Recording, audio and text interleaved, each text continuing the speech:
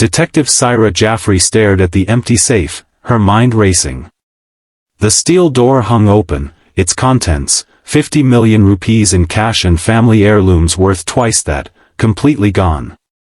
Yet there wasn't a single scratch on the lock. No forced entry. No broken windows. No disabled alarms. Nothing. Just a wealthy family's fortune that had seemingly evaporated into Karachi's humid air overnight. If you're wondering how this impossible theft happened, stay with me until the end. This story will change how you think about trust forever. Like and subscribe to catch more true crime stories from Pakistan's most mysterious cases. The Malik family had lived in Defense Housing Authority for 3 generations. Their textile empire stretched across Pakistan, with factories employing thousands. Adnan Malik, the family patriarch, had built redundancy into everything, especially security. The home safe required both a digital code and fingerprint authentication. Only he and his wife Saira knew the combination. "I checked it just yesterday," Adnan's voice cracked as he spoke to Saira. His normally commanding presence had crumbled, leaving behind a vulnerable old man. "The money was for my daughter's wedding next month. The jewelry has been in our family for generations." Saira sat beside him, her eyes red from crying. "Who would do this to us? We treat our staff like family." Saira nodded sympathetically while studying the room. 27 years in Karachi's criminal investigation department had taught her that in cases like this, the answer usually hid in plain sight.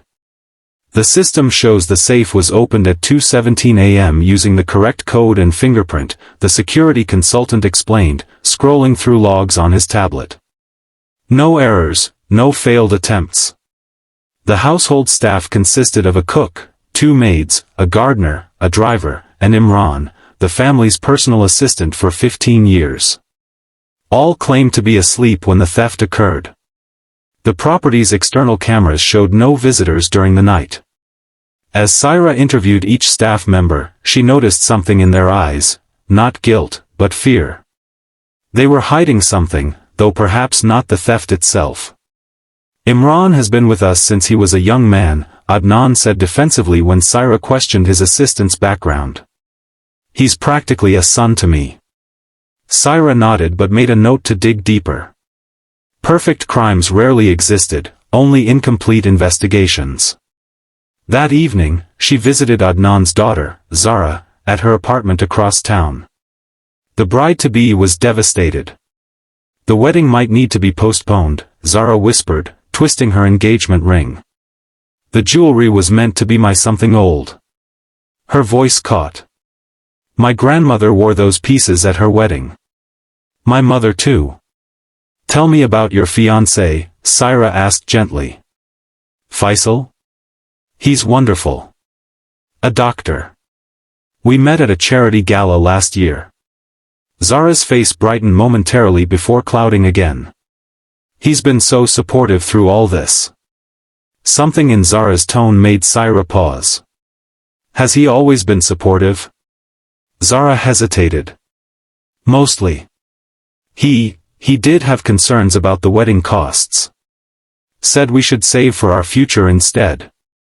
The next day, Saira visited the security company that had installed the Malik system.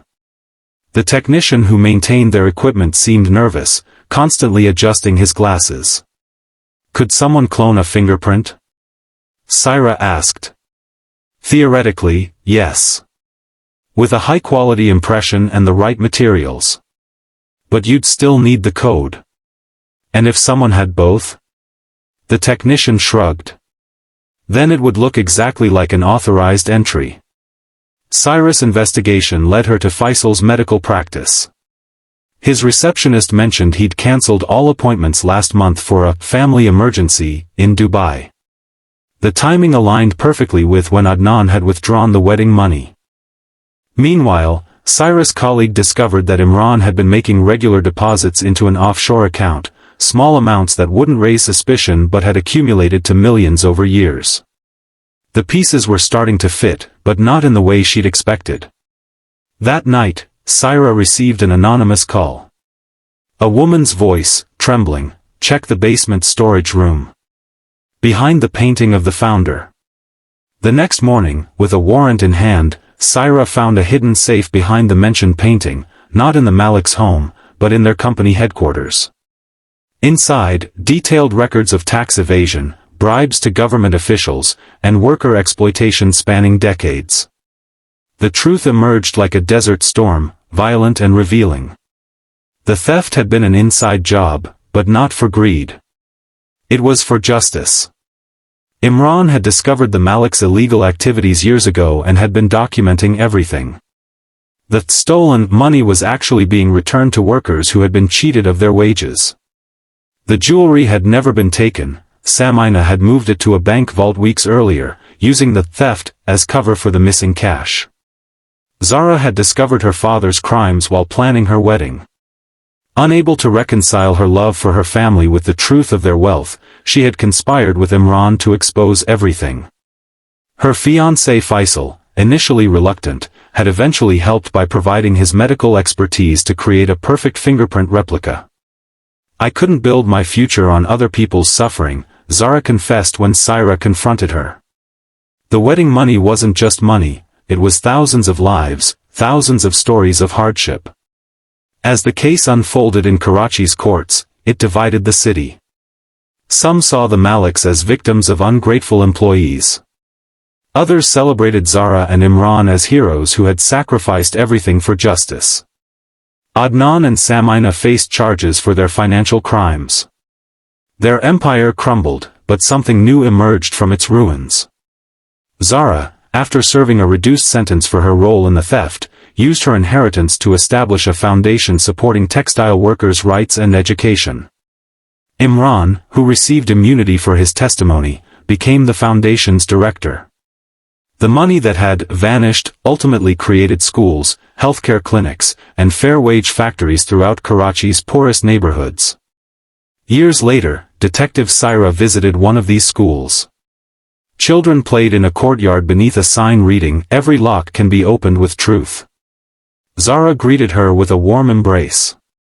She wore no jewelry except a simple wedding band. She and Faisal had married in a small ceremony after her release. "Was it worth it?"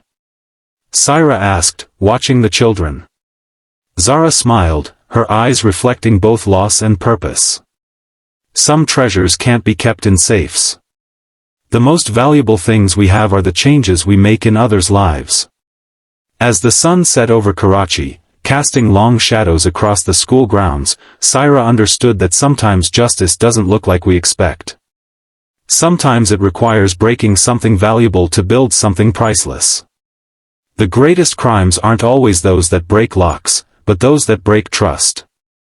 And the greatest redemptions come not from what we keep, but from what we're willing to give away. If this story moved you, remember that truth is often more complex than it first appears. Like and subscribe for more stories that explore the hidden depths of human nature and the unexpected paths to justice. Some mysteries aren't about who committed the crime, but whether it was truly a crime at all.